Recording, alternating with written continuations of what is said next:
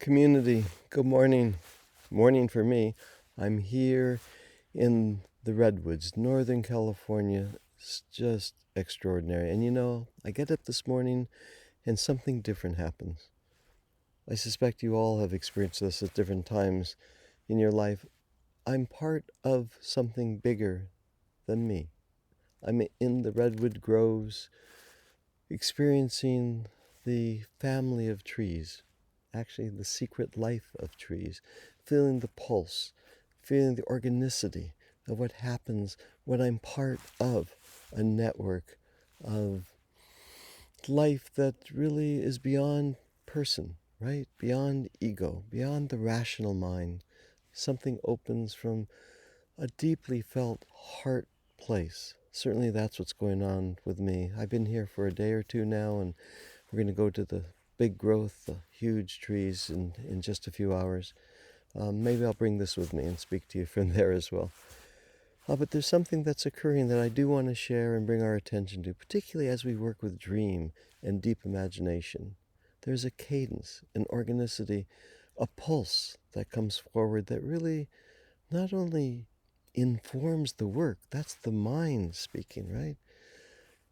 A pulse that is of the work, as if these images have a life of their own, which we know they do, and they are what? Sourced from a place beyond mind, beyond our comprehension, beyond what we make of them, how we interpret them, analyze them? Seriously? It seems to me that imagination, deep imagination, and dream, like us, are sourced from the cadence of life that really holds so much more than who we are as a person or as a people. Yes, we come in with our particularity. I still feel this extraordinary sense of me, of Steve, of being here, of really bringing my own inflection, my own sensitivity, my own aesthetic perception into this place, into this glorious world. And two, being part of the stream, the flow, the pulse of what's living around me, including these little mosquitoes that are coming about. There's something more to it. Part of the cycle of life at a bigger scale. These trees are here for not just hundreds of years, thousands of years in some instances, in different states of their being.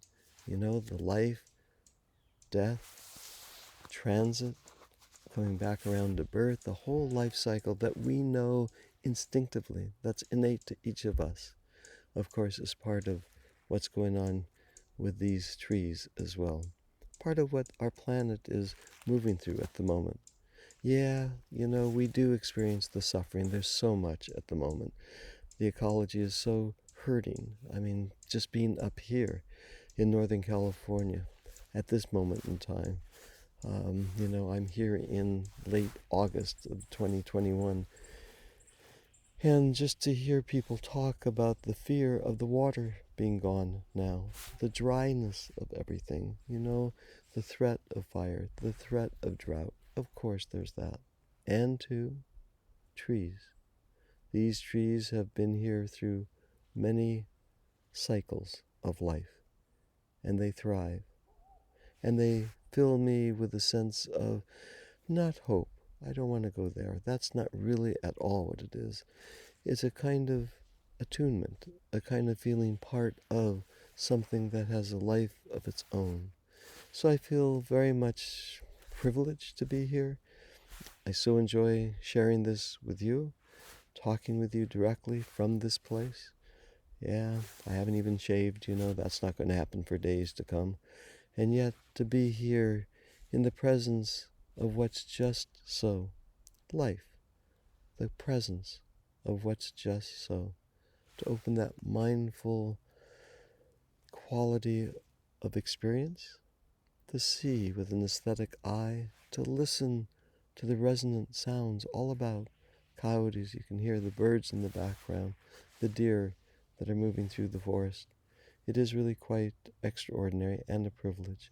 So let me encourage each of you, to take that moment, as we so often talk about in our dream tending and imagination community.